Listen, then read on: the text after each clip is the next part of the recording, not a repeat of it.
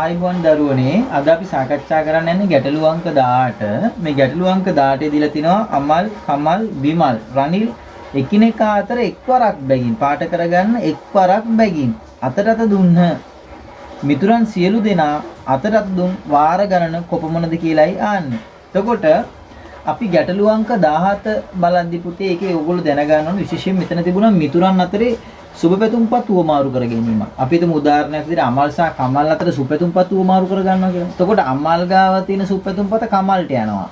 කමල් ගාව තියෙන සුබපැතුම්පත අමල්ට යනවා. අවස්ථා දෙකක්. නමුත් මෙතනදි සිද්ධ වෙන්නේ අතරත් දීම තුල දෙදෙනාම එකවර අතරත් දෙනවා නම් එක් අවස්ථාවයි එතන අතරත් දීම සිද්ධ වෙන්නේ. ඒතර ඒ අනුව හොඳින් අවබෝධ කරගන්නේ ගැටළු අවස්ථා දෙක තේරුම් ගන්න පුතේ.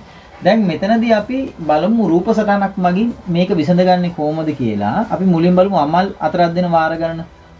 කමල් සමග 1යි, අමල් විමල් සමග 1යි, අමල් රනිල් සමග 1යි. ඒතකොට එතන අවස්ථා 3යි. අපි කමල්ව ගමු නැවත. කමල් අමල් සමග අතරක් දීම කරලා තියෙන්නේ. නැවත ගන්න එක යුතු නැහැ. නමුත් කමල් සහ විමල් අතර 1යි. කමල් සහ රනිල් අතර 2යි. එතන අවස්ථා 2යි පුතේ. අපි විමල්ට එමු. අමල් විමල් අතරක් දුන්නා. එකයි ගන්න කරන්න ඕනේ නැහැ.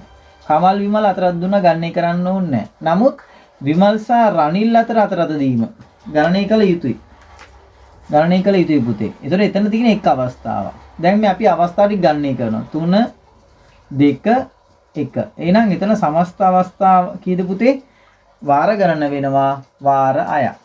හරි. ඒතර ඔක රූපමය ආශ්‍රයෙන් අපිට ඉදිරි ගන්න පුළුවන්. මේක කෙටි ක්‍රමයකට ගියොත් මෙන්න මේ තරඟකරුවන් ගණන ගුණ කරනවා 8 එකක් අඩු සංඛ්‍යාවෙන්. මෙතන තරඟකරුවන් හිටිය 4 දෙනයි. ගුණ කරා 8 එකක් අඩුවෙන්. එහෙනම් 4 වරක් 3 12යි. පිළිතුර 12යි. මේ 12 ඊළඟට අපි කරන්නේ පුතේ 12 බෙදන්න ඕනේ 2කින්. එතකොට එනවා පිළිතුර 6ක් ලෙස.